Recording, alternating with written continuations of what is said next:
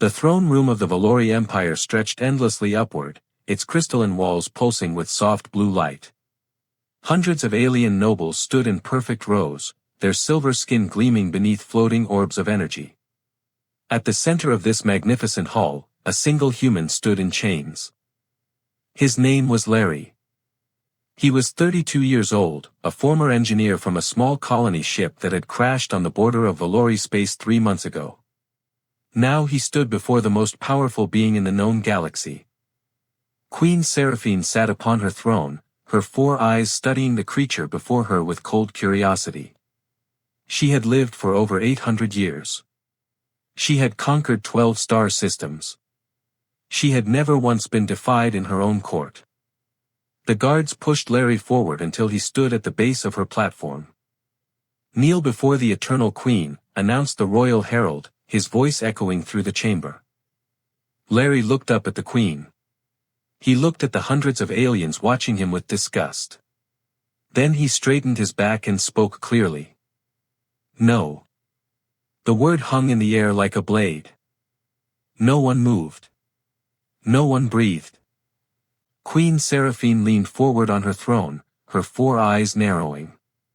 In 8 centuries of rule, no being had ever refused her command in this sacred hall. "You dare speak that word here, human?" she asked, her voice dangerously soft. Larry did not look away. "I mean no disrespect to your position or your people. But where I come from, a person only kneels to those who have earned that honor through their actions, not through their titles." Gasps erupted throughout the court. Guards raised their energy staffs, ready to strike him down. "And you believe I have not earned your respect?" the queen asked. "I do not know you yet," Larry replied. "I know you rule this empire. I know your ships found my people floating in the wreckage of our colony vessel. I know you brought me here in chains while my crewmates wait in your prison cells, not knowing if they will live or die." He paused, his voice steady despite his fear. "You have shown me your power, your majesty. But you have not yet shown me your character." Princess Mia stood beside her mother's throne, watching this strange creature with growing fascination. She had never seen anyone speak to her mother this way. The throne room erupted into chaos. Noble families shouted for the human's immediate execution. Military commanders demanded he be made an example. The royal advisors argued among themselves about proper protocol for such unprecedented defiance. Through it all, Queen Seraphine remained silent, her gaze fixed on Larry. Princess Mia stepped closer to the edge of the platform, studying the human more carefully. He was smaller than Valori males, with strange soft skin that showed no silver sheen. His eyes held only 2 pupils instead of 4, yet somehow they seemed to see everything around him. What struck her most was his calm. Even surrounded by beings who could destroy him with a thought, he stood without trembling. "Silence," the queen finally commanded. The court immediately fell quiet. "You speak of character," she said to Larry. "Tell me then, human, what character have you shown? Your species has only recently discovered space travel. You possess no significant technology. You have no military power. You are, by every measure, insignificant." Larry nodded slowly. "Everything you say is true, Your Majesty. Humans are young in this galaxy. We are weak by your standards. We have nothing to offer that you could not take by force. Then why should I not simply end your existence right now?" Larry took a breath before answering. "Because strength is not the only measure of worth." The queen tilted her head, curious despite herself. "Explain." "When your ships found our colony vessel, we were dying," Larry said. "Our life support had failed. We had perhaps 2 days of air remaining. 53 people, including 12 children. Mia noticed how his voice changed when he mentioned the children. Something softened in his strange 2-pupil eyes. "Your commander gave us a choice. Surrender completely and be brought here for judgment, or be left to die in the void. We surrendered because we wanted our children to live." That is not strength, said Admiral Kale from across the room. That is cowardice. Is it? Larry turned to face the Admiral. I watched parents hand their children to your soldiers, not knowing what fate awaited them. I watched elderly passengers stand protectively in front of the young ones even though they knew your weapons could vaporize them in an instant. I watched our captain offer his own life in exchange for the crew's safety. He looked back at the Queen. We submitted because we love each other more than we love our pride. That is not cowardice. That is courage of a different kind. The court fell into uncomfortable silence. Princess Mia found herself gripping the edge of her mother's throne, her heart beating strangely. Pretty words, Queen Seraphine said finally. But words are easy. Any creature can speak of love and courage while standing safely in a palace. I am not standing safely, Larry replied. I am standing in chains, surrounded by people who want me dead. Every word I speak could be my last. He smiled slightly. If there was ever a time for me to lie and say whatever might save me, this would be it. Instead, I am telling you the truth about who my people are. And what truth is that? Larry straightened his spine even more. The truth is that humans are not important because of our technology or our military might. We are important because we never stop trying to be better than we were yesterday. We fail constantly. We hurt each other. We make terrible mistakes. But we also forgive each other. We lift each other up. We keep reaching for the stars even when they seem impossibly far away. He looked directly into the Queen's 4 eyes. You can execute me if you choose. But you cannot make me kneel through fear alone. Princess Mia realized she had stopped breathing. Queen Seraphine rose from her throne for the first time. The entire court immediately bowed their heads. Only Larry remained standing, watching her descend the steps toward him. She stopped 3 feet away, towering over him by nearly 2 heads. You interest me, human, she said quietly. That is either very good fortune for you or very bad.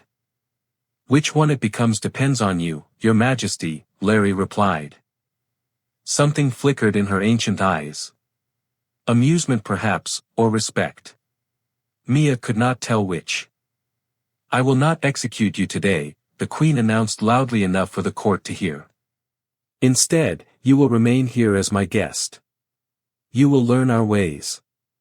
You will prove through your actions whether humans are truly as worthy as you claim. The court erupted in shocked whispers. And my crewmates? Larry asked. They will be housed comfortably and treated with dignity while you demonstrate your species' character. If you prove yourself worthy, they will be freed. If you fail or attempt deception, they will share whatever fate befalls you. Larry bowed his head slightly. Thank you for this chance. Do not thank me yet, human. Princess Mia will oversee your education. Mia's eyes widened. She had not expected to be involved in this matter. Princess Mia had objected privately to her mother later that evening. Why me? She had asked in the royal chambers. Surely Ambassador Theron or one of the cultural ministers would be better suited for this task. Queen Seraphine had smiled, an expression Mia rarely saw. Because you are young. Because you have not yet decided what kind of leader you will become. And because I saw how you looked at that human when he spoke. I looked at him the same way everyone else did. No, her mother replied. Everyone else looked at him with hatred or disgust or fear. You looked at him with curiosity. Now, the following morning, Mia stood outside the chamber where Larry had been housed. Guards flanked the door, their weapons ready. The human is awake, princess, one reported. He has been sitting by the window since dawn, watching the city. Mia entered without announcing herself. Larry turned from the window, his strange human face difficult to read. Princess Mia. I was told you would be my teacher. And your judge, she added. Do not forget that part. I have not forgotten anything since I arrived here, he said quietly. Especially not the 52 people counting on me to get this right. The first week was difficult. Mia brought tutors to teach Larry the Valori language, history, and customs. He learned quickly, far quicker than she had expected from what she knew of human intelligence. Within days he was speaking basic phrases. Within a week he could hold simple conversations. But the court remained hostile. Noble families sent servants to spy on his lessons.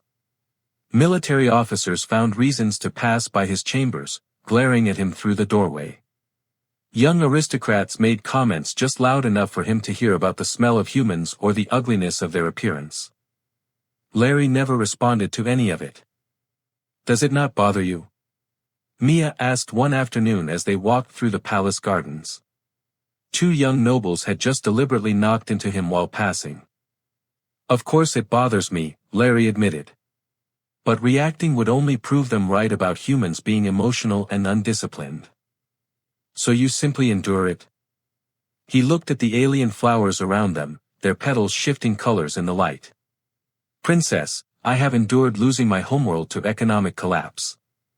I have endured 3 years on a failing colony ship watching our supplies run out one by one. This is uncomfortable, but it is not unbearable." Mia found herself wanting to know more about him. By the second week, rumors were spreading through the court. Some said the human had bewitched the princess with strange mental powers. Others claimed he was a spy sent by enemy empires to infiltrate Valori leadership. A few whispered that the queen herself had gone mad allowing this creature to live. Ambassador Theron approached Princess Mia during an official reception. "Your Highness, may I speak freely?" "You may. The noble houses are concerned about your involvement with the human. Your reputation is being damaged by association with this inferior being." Mia felt heat rise in her chest. "Inferior? What makes him inferior, Ambassador?" "His species, obviously. Humans have accomplished nothing of significance in galactic history. They possess no advanced technology, no military strength, no ancient wisdom. They are barely more than animals who learned to build rockets. And yet he speaks 3 languages fluently after only 2 weeks of study," Mia replied. "He has memorized more of our history than most noble children learn in 10 years. He asks questions our own scholars struggle to answer." Ambassador Theron smiled coldly. "Intelligence without power is meaningless, Princess. A clever pet is still just a pet." Across the room, Larry stood alone, ignored by every guest. Yet he watched everything with those strange 2-pupil eyes, learning, observing, adapting. The first real crisis came during a formal dinner. Larry had been permitted to attend as part of his cultural education, though he was seated far from the main table at a small place meant for minor servants. Mia had argued against this arrangement but was overruled by the court chamberlain. Halfway through the meal, Lord Varon stood and raised his glass. "A toast to the strength of the Valori Empire and the weakness of those who bow before us." He looked directly at Larry. "Tell me, human. On your knees, do all humans grovel, or just the ones we capture?" Laughter rippled through the hall. Mia felt her hands clench beneath the table. Larry rose slowly from his seat. "Lord Varon, may I ask you a question?" "You may not," the Lord replied. "Inferiors do not question their betters." "Then I apologize," Larry said, "but I need to ask anyway. How many of your soldiers died conquering the Mallory system 18 years ago?" Lord Varon's face changed. "That is not your concern." 20,000, Larry continued. "I read the historical records. 20,000 Valori soldiers died because the commanding general underestimated the enemy. That general was you, was it not?" The hall went completely silent. Lord Varon's silver skin flushed dark with rage. "How dare you speak of matters beyond your comprehension?" "I comprehend more than you think," Larry replied calmly. "I also comprehend that the soldiers who died were not inferiors to you, even though you treated them that way. They were your equals. They were someone's children, someone's parents, someone's beloved friends. And they died because you could not admit that you might be wrong about an enemy. He looked around the silent room. I am not here to fight with any of you. I am here to prove that my people deserve to live. But I will not accept insults to their memory by pretending that strength and worth are the same thing. Queen Seraphine watched from the head table, her expression unreadable. Every species in this galaxy has value, Larry continued. Some have technology. Some have military power. Some have wisdom from ancient times. And some have only their courage and their love for each other. That does not make them inferior. It makes them different. He sat back down. The dinner continued in uncomfortable silence. But Mia noticed that several nobles were looking at Larry differently now. Not with hatred. With something closer to uncertainty. After the dinner, Princess Mia found Larry standing alone on a balcony overlooking the glowing city below. That was either very brave or very foolish, she said, joining him at the railing. Probably both, he admitted.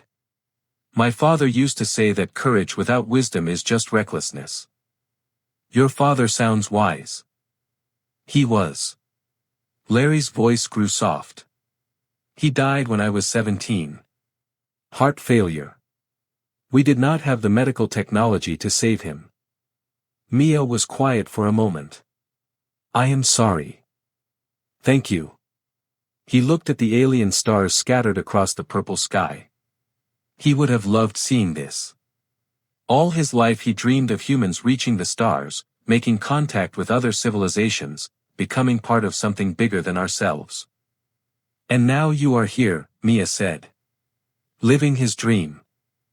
Living in chains in a palace where most people want me dead, Larry corrected gently. But yes.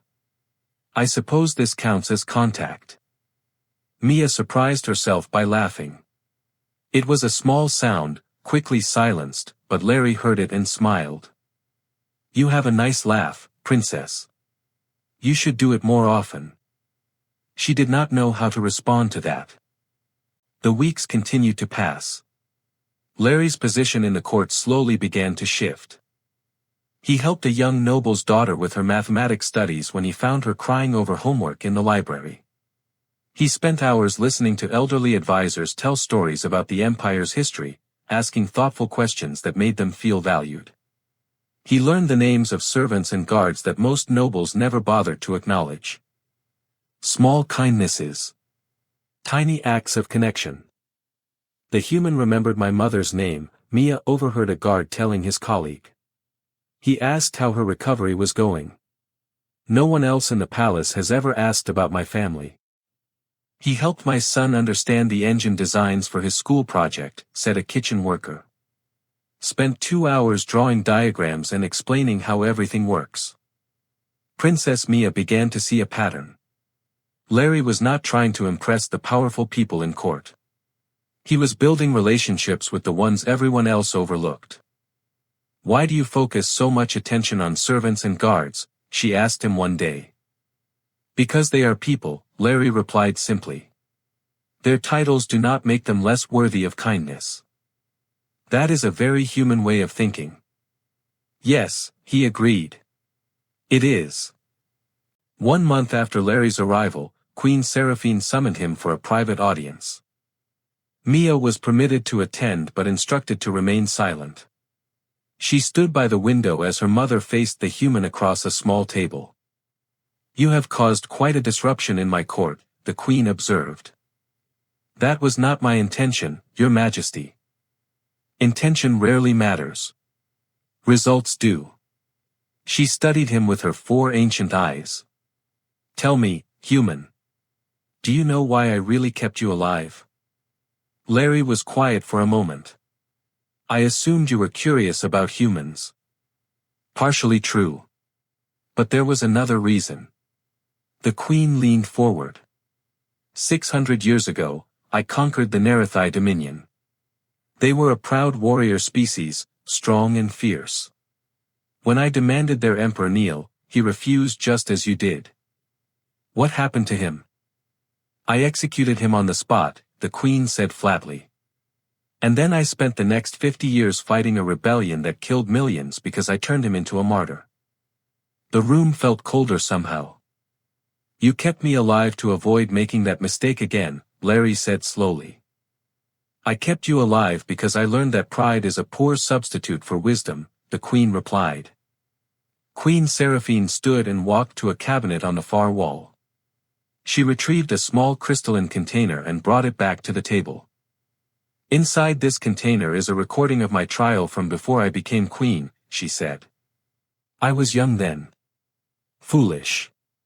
I made choices that cost lives because I believed strength was the only thing that mattered. Why are you showing me this? Larry asked. Because you reminded me of something I had forgotten. The queen set the container down gently. When you refused to kneel, you showed the court that courage is not about being powerful. It is about being true to yourself even when that truth is dangerous. Mia watched her mother with growing astonishment. She had never seen the queen speak this openly with anyone outside the royal family. I am going to give you a choice, human, Queen Seraphine continued. You can continue your current path, earning respect slowly through small actions. Or you can accept a formal challenge that will determine your people's fate in one decisive moment. What kind of challenge? Larry asked. A trial before the full court.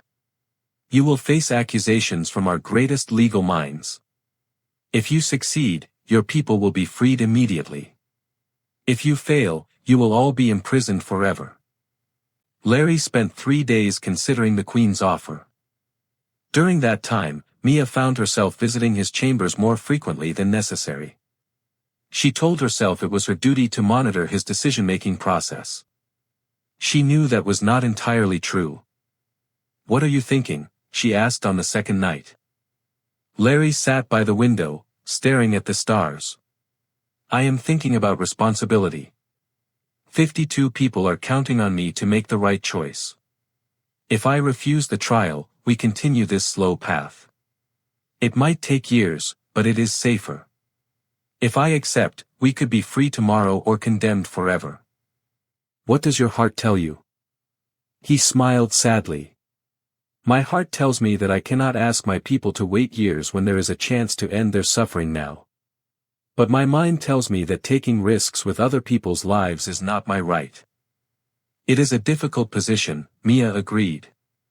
It is. But I think I know what I need to do. And what is that? Larry looked at her with those strange, warm eyes. I need to ask them. My crewmates deserve to be part of this decision. It is their lives, not just mine.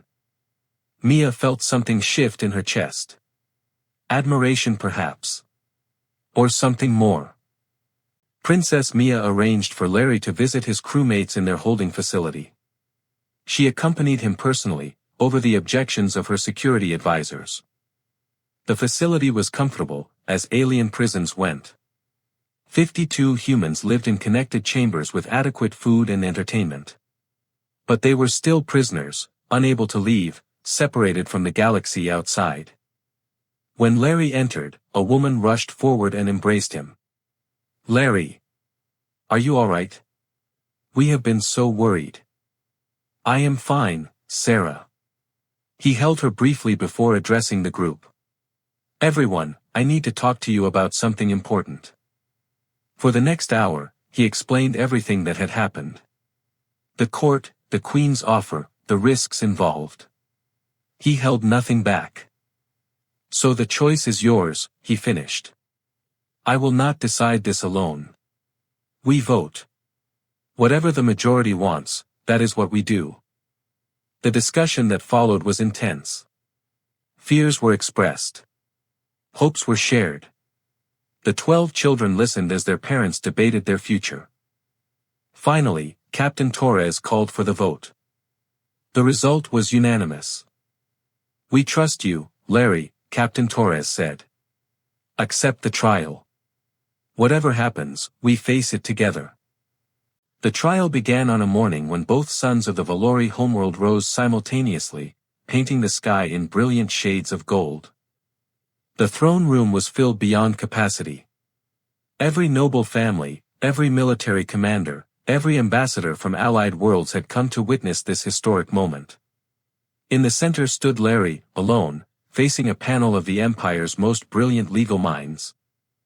"This human claims that his species deserves freedom and respect," announced the head prosecutor, Lord Magistrate Vian. "We will test that claim. We will challenge every assertion he has made about human worth. If he fails to defend even one point adequately, his people will be condemned." Queen Seraphine sat upon her throne, watching silently. Princess Mia stood beside her, her heart racing. The first challenge was direct. Humans have destroyed their own planet through pollution and war. How can such a self-destructive species claim worthiness? Larry stepped forward. "It is true that humans have made terrible mistakes with our world. We have polluted our air and water. We have fought wars over land and resources and beliefs. I will not deny our failures." "Then you admit human unworthiness?" "No," Larry replied. "I admit that we are imperfect. But imperfection is not unworthiness." The trial continued for hours. The prosecutors challenged every aspect of human civilization, from their history of violence to their primitive technology to their short lifespans. Larry answered each challenge with honesty and eloquence. He did not pretend that humans were perfect. Instead, he showed how their struggles had shaped them into beings of resilience and hope. "You speak of human adaptability," Lord Magistrate Vian pressed. "But what good is adaptation without power? Your species cannot defend itself against even minor threats in this galaxy." "That is true today," Larry acknowledged. "But 100 years ago, humans could not even leave their own planet.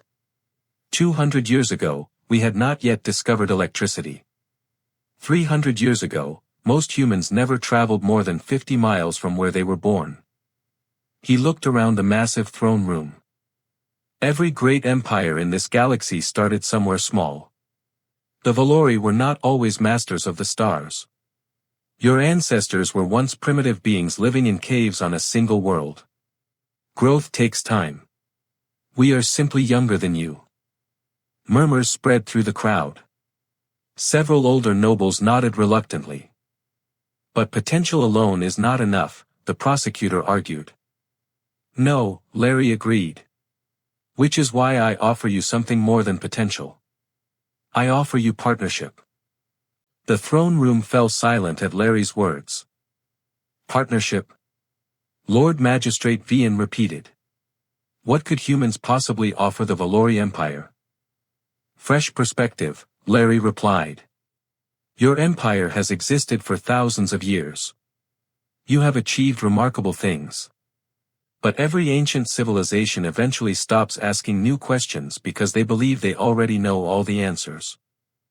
He turned to address the crowd directly. "Humans ask questions constantly. We challenge assumptions. We imagine impossible things and then spend generations trying to make them real. We have no ancient wisdom telling us what cannot be done, so we try everything." Princess Mia watched as expressions shifted throughout the hall. Some faces showed anger, but others showed curiosity. "You think yourselves above us," Larry continued, "and by many measures you are. But growth comes from diversity. When different minds work together, they achieve what neither could accomplish alone." He looked up at Queen Seraphine on her throne. "Your Majesty, I am not asking you to see humans as equals. I am asking you to see us as possibilities. We may be small now, but we will not be small forever. The question is whether you want us as friends when we grow or as enemies remembering how we were treated." The silence that followed was deafening. Queen Seraphine rose from her throne. Every being in the hall held their breath. "This human has been tested," she announced, her voice carrying through the massive chamber. "He has answered every challenge with honesty. He has not begged or pleaded or lied. He has stood before the might of our empire and spoken truth without flinching." She descended the steps slowly, her ancient eyes fixed on Larry. Generations ago, I would have seen this as arrogance and destroyed him for it. But I have lived long enough to learn that stubbornness in service of protecting loved ones is not arrogance. It is loyalty. And loyalty is something this empire values above almost everything else. She stopped before Larry and studied him for a long moment. "Kneel," she commanded. Larry's jaw tightened. After everything, was this how it would end? Not in submission, the queen added quietly, but in acceptance. "I am about to grant your people their freedom. It is customary for recipients of royal favor to kneel." Larry's eyes widened. Slowly, understanding dawning, he lowered himself to one knee. "Rise, Ambassador Larry of Humanity," Queen Seraphine declared. "Your people are free. And if they wish it, they have a place in the Valori Empire." The days following the trial passed in a blur of celebration and bureaucracy. Larry's crewmates were officially released and given temporary residence in the capital city. Arrangements were made for them to contact Earth and report that humanity had just made formal contact with a galactic empire. Ambassador Theron, who had once called Larry a clever pet, now had to work alongside him establishing diplomatic protocols between the two species. The irony was not lost on anyone. Princess Mia found herself watching Larry more often than she should.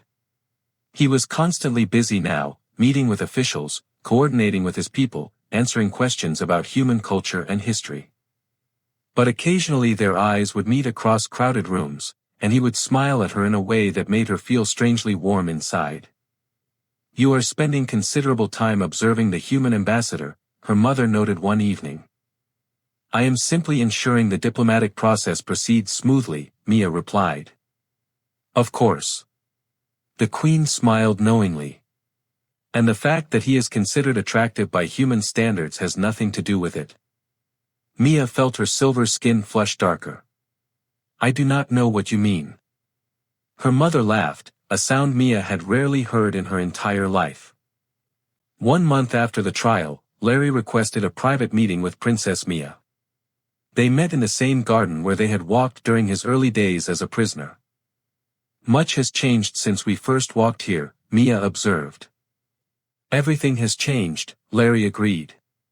"Except one thing." "What is that?" He stopped walking and turned to face her. "I still do not understand why you treated me with kindness when everyone else treated me with contempt. You could have followed the court's lead. You could have made my life miserable. Instead, you taught me your language with patience. You defended me when others insulted me. You helped me see my crewmates when I needed to make the most important decision of my life." Mia was quiet for a moment. "In truth, I am not certain myself.